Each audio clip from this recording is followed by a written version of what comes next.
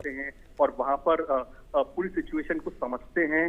जो लोग इम्पैक्ट हुए हैं उन फैमिली से, उन लोगों से बातचीत करते हैं। तो ये प्राइम मिनिस्टर नरेंद्र मोदी का एक वर्किंग स्टाइल है कि वो यहाँ दिल्ली में बैठ करके प्रेजेंटेशंस ही नहीं देखते हैं या फिर ब्रीफ नहीं लेते हैं, लेकिन जो ब्रीफ उनको मिला है उसको ग्राउंड लेवल पर जाकर के उसको देखते हैं, समझते हैं। और जाहिर सी बात है जो एक सेंसिटिव सिचुएशन इस समय पर हम लोग देख रहे हैं अपने सामने, जो ट्रैजिक इंसिडेंट जो हुआ है वहां पर, जो अल्टीमेट जो एक जिसको इम्पैक्ट होता है, जो एक आम आदमी होता है, आम जन होता है, उनसे डायरेक्टली इंटरेक्ट कर रहे हैं। और ये बहुत बड़ी बात होती है जब देश की टॉप लीडरशिप जब ग्राउंड जीरो पर आपके साथ में खड़ी होती है, चाहे जो तमाम स्टेक होल्डर्स हो जो कि रेस्क्यू एंड रिलीफ ऑपरेशन में इस समय पर मौजूद हैं, उनको तो एक सपोर्ट, एक मोरल बूस्टर तो मिलता ही है कि वो वहां पर आए हैं और एक तरह से देश की टॉप लीडरशिप के सामने आप देखेंगे कि वो रेस्क्यू रिलीफ ऑपरेशन को अंजाम दे रहे हैं, तो उनका तो मोरल बूस्ट होता ही होता है। लेकिन जो लोगों ने अपने परिजनों को खो दिया या जिनके परिजन घायल हो गए हैं, उन लोग को काफी संबल प्रदान होता है, बहुत सपोर्ट मिलता है। एक इमोशनल सपोर्ट बहुत मायने रखती है ऐसे समय में, क्योंकि हम जानते हैं कि ये वो समय होता है जिन लोगों ने अपने करीबियों को खो दिया इस इंसिडेंट के अंदर। वहां पर अगर देश की टॉप लीडरशिप आपसे आके मिल रही है, आपसे बातचीत कर रही है, कि इमोशनल सपोर्ट आपको देने की कोशिश कर रही है, तो ये एक बड़ी बात होती है, एक बड़ा जेस्चर होता है। फाइनेंशियल ठीक है अरुण, आपको रोकना चाहूंगा। अब बता दें अपने दर्शकों को कि बालासोर के अस्पताल में रेल दुर्घटना में घायल हुए लोगों से प्रधानमंत्री मोदी ने मुलाकात की, जिसकी तस्वीरें आपके सामने हैं, और उनका हालचाल जाना। वहीं घायलों से मुलाकात के बाद प्रधानमंत्री मोदी ने क्या कुछ कहा, आइए देखते हैं। कल शाम को एक भयंकर हादसा हुआ। असह्य वेदना मैं अनुभव कर रहा हूं और अनेक राज्यों के नागरिक इस यात्रा में कुछ न कुछ उन्होंने गंवाया है। जिन लोगों ने अपना जीवन खोया है, ये बहुत बड़ा दर्दनाक और वेदना से भी परे, मन को विचलित करने वाला। जिन परिवारजनों को इंजरी हुई है उनके लिए भी सरकार उनके उत्तम स्वास्थ्य के लिए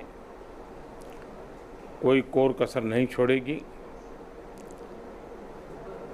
जो परिजन हमने खोए हैं वो तो वापस नहीं ले पाएंगे, लेकिन सरकार उनके दुख में, उनके परिजनों के दुख में उनके साथ है। सरकार के लिए ये घटना अत्यंत गंभीर है। हर प्रकार की जांच के निर्देश दिए गए हैं और जो भी दोषी पाया जाएगा उसको सख्त से सख्त सजा हो, उसे बख्शा नहीं जाएगा। मैं उड़ीसा सरकार का भी, यहाँ के प्रशासन के सभी अधिकारियों का, जिन्होंने जिस तरह से इस परिस्थिति में अपने पास जो भी संसाधन थे लोगों की मदद करने का प्रयास किया, मैं यहाँ के नागरिकों का भी हृदय से अभिनंदन करता हूँ, क्योंकि उन्होंने इस संकट की घड़ी में, चाहे ब्लड डोनेशन का काम हो, चाहे रेस्क्यू ऑपरेशन में मदद की बात हो, जो भी उनसे बन पड़ता था करने का प्रयास किया है। खास करके इस क्षेत्र के युवकों ने रात भर मेहनत की है। मैं इस क्षेत्र के नागरिकों का भी आदरपूर्वक नमन करता हूं कि उनके सहयोग के कारण ऑपरेशन को तेज गति से आगे बढ़ा पाए। रेलवे ने अपनी पूरी शक्ति, पूरी व्यवस्थाएं रेस्क्यू ऑपरेशन में आगे रिलीफ के लिए और जल्द से जल्द ट्रैक रिस्टोर हो, यातायात का काम तेज गति से फिर से आए, इन तीनों दृष्टि से सुविचारित रूप से प्रयास आगे बढ़ाया है। लेकिन एक दुख की घड़ी में मैं आज स्थान पर जाकर के सारी चीज़ों को देख करके आया हूँ। अस्पताल में भी जो घायल नागरिक थे उनसे मैंने बात की है।